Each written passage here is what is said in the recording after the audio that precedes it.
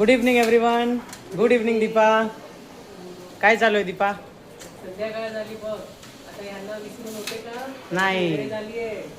छानपैकी आपण दिवा लावायचा की नाही संध्याकाळी. संध्याकाळचा दिवा रोज महाराजांना लावून त्यांची आठवण त्यांच्याप्रमाणे चालू आहे. त्यांच्या आशीर्वादाने सगळं चालू आहे. येस.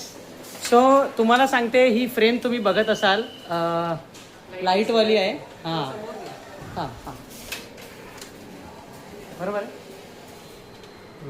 हां, ही जी लाईटवाली फ्रेम आहे ना मित्रांनो, त्याची तुम्हाला आज मी एक गंमत सांगते. आम्ही गोंदवलेकर महाराजांचा आमचे अनुयायी आहोत.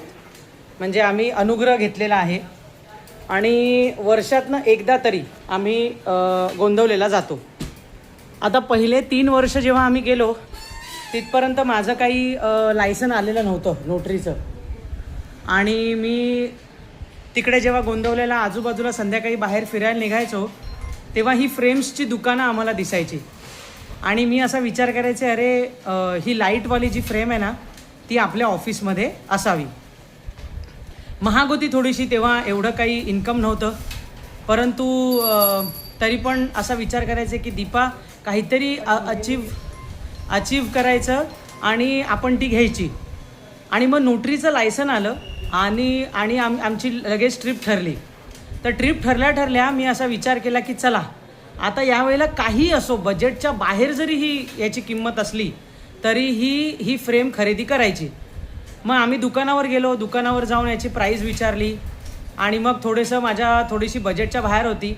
मग दीपा पण म्हणाली की अगं एकदाच आयुष्यात आपण ही फ्रेम घेणार आहोत, तर चल मी पण कॉन्ट्रीब्यूट करते.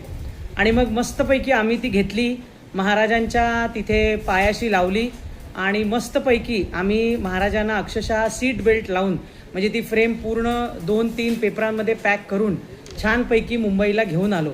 तर अशी जेव्हा सर्वजण दुकानावर येतात आणि त्यांना हे फ्रेम दिसते तेव्हा सगळ्यांचा आपोआप हात जोडले जातात. सगळ्यांना याच्याबद्दल माहिती हवी असते थोडीफार, त्यामुळे खूप मजा येते. आणि आता कुठेतरी असं छान वाटतं की या ऑफिसमध्ये असं झगमगाट दिसतो सगळा, की सुंदर लाईटवाली फ्रेम. हे एक जे छोटंसं स्वप्न होतं माझं किंवा इच्छा होती ती मस्तपैकी पूर्ण झाली. तुमची अशी काही इच्छा पूर्ण झाली आहे का ते मला नक्की व्हिडिओमध्ये किंवा चॅट बॉक्समध्ये, मेसेज बॉक्समध्ये मला नक्की सांगा आजच.